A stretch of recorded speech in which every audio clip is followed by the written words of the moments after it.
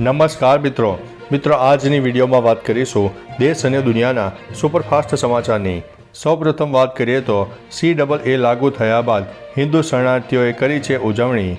મોદી સરકારે દેશમાં નાગરિકતા સંશોધન કાયદો એટલે કે CAA લાગુ કરવાની જાહેરાત કરી છે। આ પછી દેશના ઘણા રાજ્યોમાં હિન્દુ શરણાર્થીઓએ ઉજવણી કરી હતી। આ કાયદો અમલમાં આવ્યા બાદ હવે 3 પાડોશી દેશ પાકિસ્તાન, અફઘાનિસ્તાન અને બાંગ્લાદેશમાં રહેતા લઘુમતીઓ માટે ભારતની નાગરિકતા મેળવવાનો રસ્તો સાફ થઈ ગયો છે।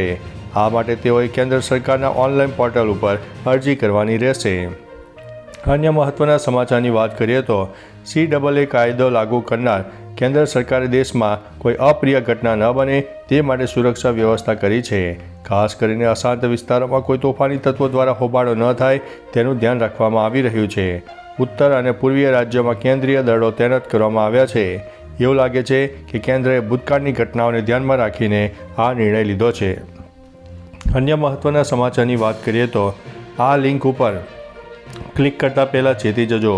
મુકેશ અંબાણીના પુત્ર અનંત અંબાણીના લગ્ન 12 જુલાઈના રોજ થનારા છે।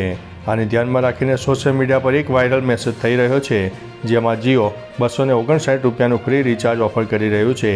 તેની સાથે એક લિંક પર જોડાયેલી છે, કારણ કે તમારે તેને મેળવવા માટે લિંક ઉપર ક્લિક કરવું પડશે। પોલીસે ચેતવણી આપી છે કે આ સંપૂર્ણપણે નકલી માહિતી છે।